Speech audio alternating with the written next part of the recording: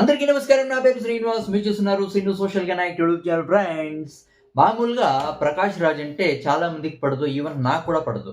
చాలా అంటే చాలా ఎవరు ఇష్టపడరు ప్రకాష్ రాజ్‌ని. అవునా కదా!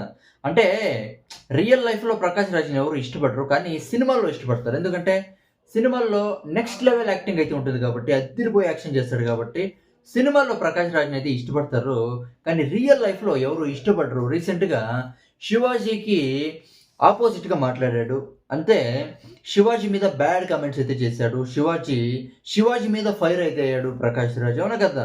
లెక్కలేని కాంట్రోవర్సీలు అయితే ఉన్నాయి. ఈవెన్ అంటే ఇప్పుడు ఒక జర్నలిస్ట్ ప్రకాష్ రాజ్‌ని ఒక క్వెషన్ అయితే అడుగుతాడు. మీరు అంటే టికెట్ రేట్స్ పెంచేస్తున్నారు కదా! పేదోళ్ళకి సినిమాలు చూసేది కష్టం అవుతుంది కదా! దీని గురించి మీరేమంటారంటే, ఎవడు చూడమన్నాడు మీతో సినిమాలు?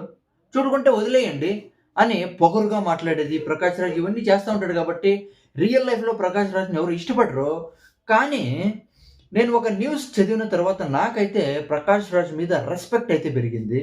నిజంగా ప్రకాష్ రాజ్ ఇంత మంచోడనైతే నాకైతే చాలా అంటే చాలా బాధేసింది. అసలు ఏం జరిగిందంటే, రాజా రవీంద్ర తెలుగు యాక్టర్ మనకు తెలుసు. రాజా రవీంద్ర ఒక ఇంటర్వ్యూలో మాట్లాడుతూ ఉంటాడు. ఆ ఇంటర్వ్యూలో మాట్లాడుతా ప్రకాష్ రాజ్ గురించి మాట్లాడతాడు. అంటే పెద్ద కూతురు ఈ రాజా రవీంద్ర పెద్ద కూతురు పెళ్లి టైంలో చాలా అంటే చాలా అంటే తీవ్ర ఒత్తిడి అంటే చాలా అంటే చాలా టెన్షన్స్‌లో అయితే ఉన్నాడంట డబ్బు విషయంలో. డబ్బు చాలక. ఆ టైంలో ప్రకాష్ రాజ్ నిజంగా రూ. 50,00,000 అయితే హెల్ప్ చేసి, తరువాత 50,00,000 ఇప్పటి వరకు అడగలేదంట. నిజంగా ఇలా హెల్ప్ చేసేవాళ్ళు చాలా తక్కువ మంది ఉంటారు. అవునా కదా! చాలా మంది మాటలు చెప్పేవాళ్ళు గాని హెల్ప్ చేసేవాళ్ళు తక్కువ ఉంటారు. కానీ ప్రకాష్ రాజ్ రూ. 50,00,000 హెల్ప్ చేసి కూడా ఒక్క రూపాయి కూడా తిరిగైతే అడగలేదంట. చూడండి, నిజంగా ఒక లెక్కలో మంచిదే. అది వదిలేస్తే ఇంకో విషయం ఏమంటే, వేరే యాక్టర్ అంటే వేరే లాంగ్వేజ్ యాక్టర్ ఒక యాక్టర్ చాలా అంటే చాలా ప్రాబ్లమ్స్‌లో ఉన్నాడంట. నిజంగా ఆత్మహత్య చేసుకోవాలనుకున్నాడంట నిజంగా ఈ డబ్బు విషయంలో. ఆ టైంలో కూడా ప్రకాష్ రాజ్ రూ.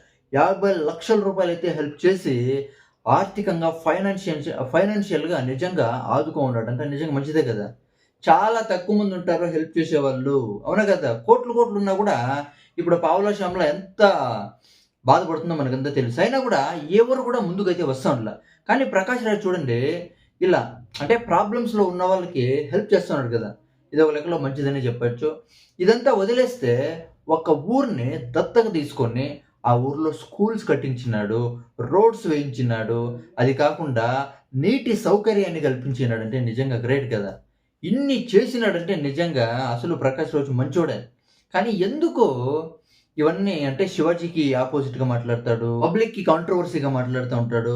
అందుకే ప్రకాష్ రాజ్‌ని ఎవరు ఇష్టపడరు. ఎందుకు శివాజీకి అంటే సపోర్ట్ చేయలేదంటే, శివాజీకి సపోర్ట్ చేస్తే సినిమాలు ఇంకా ఆఫర్‌లయితే రావు.